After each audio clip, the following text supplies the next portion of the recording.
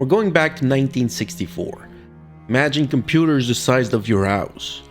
Now imagine trying to play a video game on that. It's like trying to run Crysis on a calculator but in reverse. But back then, this was cutting edge. And somehow, in this world of room-sized technology, ancient Sumeria made a comeback. I can hear you now. 1964? Is this a history lesson or a game review? Well, you're in for a treat because it's both of them. This game is so old, it's probably older than the moon landing. Okay, I'm exaggerating a little bit. But it's so basic it's even older than BASIC itself. But don't let its age fool you. It's a testament to the sheer ingenuity of early game developers and even how far 1964 feels to us, just like the ancient Sumerians must have felt to them back then. But this wasn't just a game, it was a virtual time machine, sending players back to ancient Mesopotamia to run their own city-state. It was like SimCity, but with way fewer tax forms and way more cuneiforms. It had a lot of character, a monumental number of character. Of course, you understand that the graphics were limited by the only output device available to the computer back then, a teleprinter. Hey, it could have been worse if we only still had access to punch cards. The players faced the same problems as the real Sumerian rulers. Managing resources, dealing with disasters, the whole shebang. It connected the ancient world with the most advanced technology of the day. It used these massive machines to bring back a lost civilization back to life, allowing the player to experience the challenges of ancient leadership firsthand. This monumental effort basically invented a ton of modern game genres. Narrative adventures, complex strategy games, and even city builders all owe a high five to this ancient ancestor. By giving players an historical context, tough choices, and real consequences, the Sumerian Game proved that games can be more than just entertainment. They can actually teach us something. 2 years prior, in 1962, the Board of Cooperative Educational Services, BOCES, of Westchester County in New York began a series of discussions with researchers at IBM, which was also conveniently headquartered in Westchester County, to discuss ways of using simulations in a classroom curricula. Bruce Moncrief, the researcher at IBM, had an idea at that workshop and was intrigued by creating a simulation of a real breathing living world on the computer. He wrote and spoke about the idea, but the computers were very precious resources and their time could not be wasted on frivolous, unrealistic projects. But based on the result of the workshops, BOCES applied for a $96,000 grant from the US Office of Education. So things stayed stagnant for a little bit.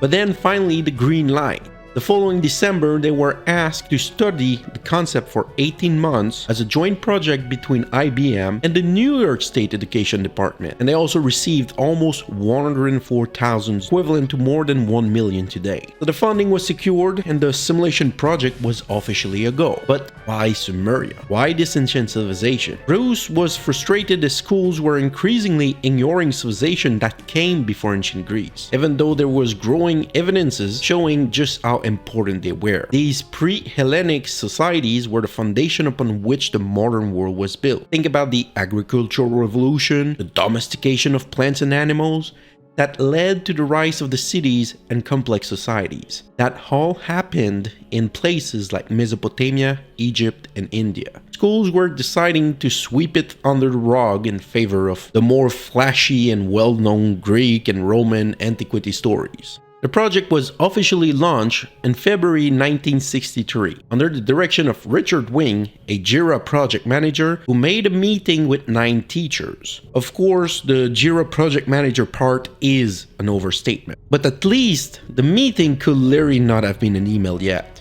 One of the teachers proposed an expansion to the idea made by Bruce Moncrief the previous year, an economic model of a civilization intended to teach basic economy theory. And here is our first major protagonist, Mabel Addis. Born in 1920, Mabel was a teacher with a burning passion for making learning exciting. She saw the untapped potential of computers to transform education, and in doing so she became the first known female game designer, a true pioneer. But a great vision needs a great execution. Enter our second protagonist, William McKay, the technical mastermind. Now, let's talk about the technology William was working with. It was the IBM 7090 mainframe. He had to write complex code to simulate everything from the economy to the political system, even had to create a way for the players to interact with the game. Remember, this is the dawn of computing. There was no user-friendly interface, no fancy development tools, it was pure cunning wizardry. In brute Fortran programming language, Williams' work on the Sumerian Game was nothing short of revolutionary. He pushed the boundaries of what computers could do, laying the groundwork for the entire video game industry. His contributions are often forgotten, but without his technical brilliance, the Sumerian Game would have just remained an idea. Once finished, the game was only ever presented to 2 groups of students, totaling about 30 of them, to play a few rounds each and witness what was happening to their civilizations. But the Sumerian Game wasn't just a flash in the pan, it had staying power. The game was copyrighted in 1964 by IBM, and it secured additional grants to deepen the learning experience. This wasn't just a computer lab idea, it was a computer shrine. As for the game, well, it is set in around 3500 BC. You play as 3 different rulers of the city of Lagash, Luduga I, Luduga II, and Luduga III, across 3 increasingly complex segments. Think of it as a Sumerian Crusader Kings 2 simulator. Now, this wasn't exactly a solo gaming experience. It was designed for the whole classroom. One brave soul typing the commands into a teleprinter, which communicated with a 300 baud modem back to the mainframe at IBM data center. The computer would then spit back the responses according to the decisions made by the players. In the second presentation, they even added some extra flair with taped audio lectures who were pretending to be the ruler's advisor, and was also accompanied by slide projector images. It was like a multimedia extravaganza from the 60s. So picture this, right? A classroom full of kids, one kid frantically typing orders, a tape recorder playing an advisor, and a slide projector clicking away multiple random images. It's a wonder they didn't actually summon a Galoo. But the gameplay was simple, still surprisingly deep. You get the info about your population, your farmland, your farmers, your grain harvest, the stored grain you have, and you have to decide how many bushel to use for food, seed, and storage. It's like balancing a budget, except if you mess up, your people starve or your crops fail. No pressure at all.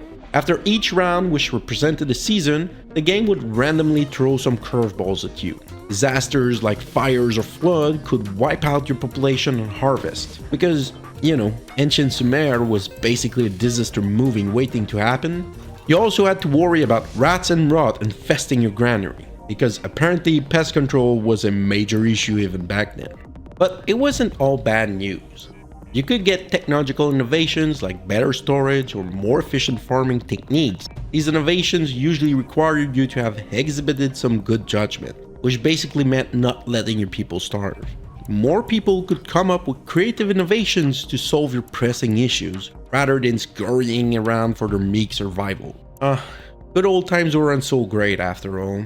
Then, the game was followed up with a special version on the IBM 1401, a computer so big it definitely needed its own power plant. While plans for further updates stalled due to funding cuts, the game's influence was already spreading. It even made appearances in Time and Life magazines in 1966, bringing it to a wider audience. In 1968, a Digital Equipment Corporation employee named Doug Diamond heard about the Sumerian Game after giving a talk. Inspired, he recreated it in DEX and Focal programming language, renaming it as King of Sumeria on their PDP-8 mini computer. Mini was a bit of a stretch, it was still pretty bulky, and due to the memory limitations, which were probably smaller than your phone's cache today, he focused on the first segment and even changed the ruler's name to the more well-known Hammurabi, albeit it was misspelled in the game. This version had stayed true to the original game and was its first rebirth. By 1969, the University of Calgary's Computer Science Department had also recreated the game, using it as an educational tool, and they were even working on an assembly language version of the game. But the real explosion of influence came from a chance encounter. All this popularity paved the way for an even wider reach. Around 1971, another DEC employee, David H. Hall, rewrote the game in BASIC, language that could run on the emerging personal computer market. Now we're talking about computers that you could actually fit on a desk at your home if you had a really big desk. This version was even more expanded, giving players access to buying and selling land, which in practice became like a virtual immobilized value of grain bushels. By 1973, Hall published Basic Computer Games, a hugely successful book that included his version now called Hammurabi. Complete with an endgame evaluation, it was like the gaming bible for early computer enthusiasts.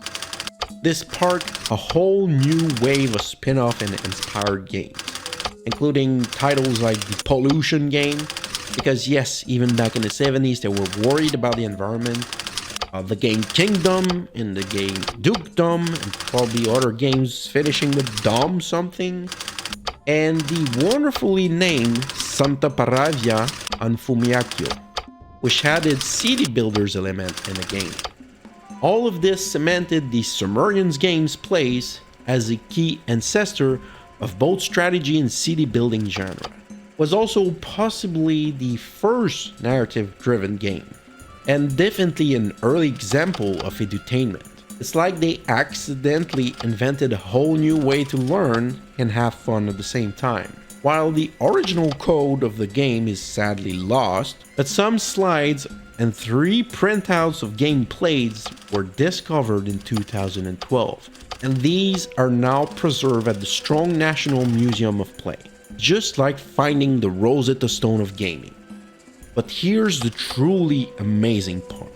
A video game historian and programmer, Andrea Contanto, used these surviving artifacts to recreate the game, releasing it for Windows in July 2024. Andrea took the vestigial remains of a few printouts, basically a few hundred pages of a 60-year-old game's printout, and he recreated the game's logic as accurately as possible. Imagine that, reading through ancient texts and trying to figure out how every single decisions impact the game. And he didn't just stop there. He also recreated the revised version with the slides and the Sumerian lore questions. He also redid the focal and the basic recreations. For the basic version, at least he had David Zoll's original book as a guide. That's just like having the cheat codes from the source code. And to top it all off, Andrea wrote a book about the whole experience. So it's a book about a game, about a book, about a game that talks about a book of the game. Talk about a recursive loop. But here's the thing. It feels like nobody cares. Nobody cares about Mabel Addis, which is a crime against gaming history. Just like nobody cares about IBM mainframes anymore. And nobody cares about Lagash, whether it's Ludoga version 1.0, 2.0, or 3.0 that was ruling. And let's be real, nobody cares if Hammurabi is misspelled or not. And the Steam re-release of 2024? It's been crickets, honestly. Very few people seem to have paid attention to it. Probably because it's text-based and doesn't involve photorealistic explosions.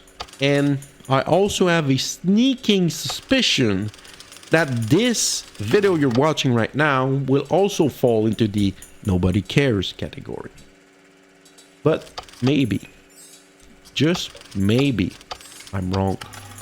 Maybe you are different. Maybe you're fascinated by ancient civilizations, early computing, or just the sheer dedication it takes to recreate the lost game. And if that's you, and I really do hope it's you if you're still watching, then do me a favor. Smash that subscribe button and go check out the game on Steam, because it's free and it's your chance to experience something that only a tiny group of kids got to play 61 years ago. But thanks for watching and see you next time.